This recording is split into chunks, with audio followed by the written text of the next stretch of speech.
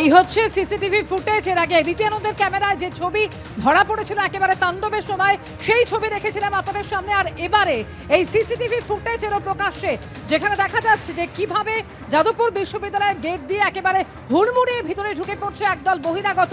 ভিতরে ঢুকে প্রথমে তারা টাঙানো ব্যানার, সেই ব্যানার টেনে ছিঁড়ে ফেলছে। আর এরপরে দেখা যাচ্ছে একের পর এক অবাধে তারা কিভাবে তাণ্ডব চালায় বিশ্ববিদ্যালয় ক্যাম্পাসে।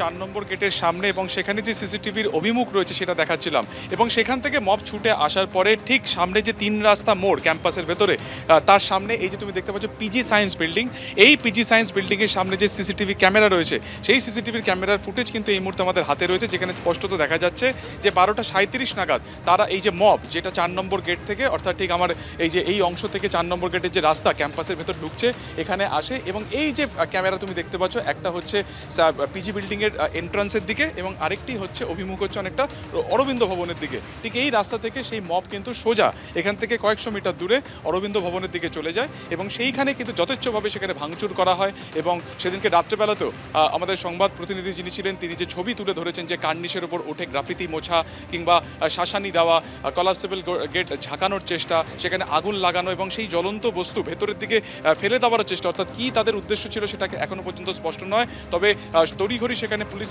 প্রশাসন চলে আসার ফলে কিন্তু পরিস্থিতি পুরোপুরি স্বাভাবিক হয়।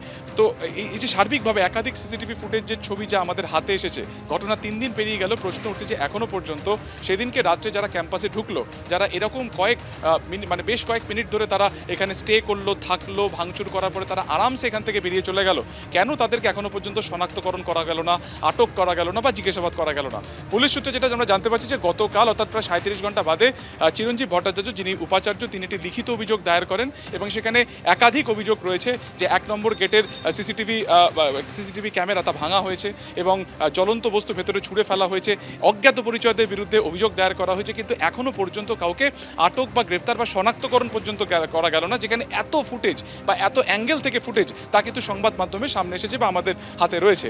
আজকে যেটা জানা যাচ্ছে যে পুলিশের তরফে একটা টিম, তদন্তকারী টিম, তারা আজকে ঘটনাস্থল পরিদর্শন করার কথা রয়েছে, অর্থাৎ 4 নম্বর গেট যেখান থেকে সেদিনকে এই কার্যত যারা আক্রমণ করেছিল তারা ভেতরে ঢুকলেন এবং এই জায়গা অর্থাৎ ঠিক পিজি বিল্ডিংয়ের সামনের দিকের যে রাস্তা সেখান থেকে তারা সোজা অরবিন্দ ভবনের দিকে গেলেন। সেই সমস্ত জায়গাতে তারা খতিয়ে দেখবেন এবং সেখানটা তারা ঘুরে দেখবেন এবং সেখানে যেখানে পোড়ানো হয়েছিল গাড়ি বারান্দার নিচের অংশ, সেই জায়গাগুলো সবটাই তারা ঘুরে দেখবেন। কিন্তু প্রশ্ন একই জায়গাতে থাকছে যে যাদবপুর থানা থেকে ঢিলছোড়া দূরত্বে সেইখানে এত বড় একটা তাণ্ডব চলে গেল।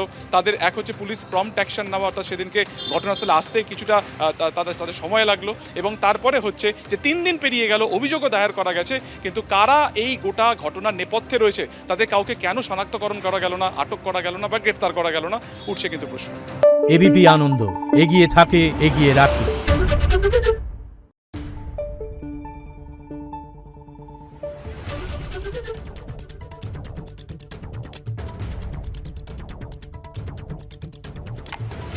Thank you.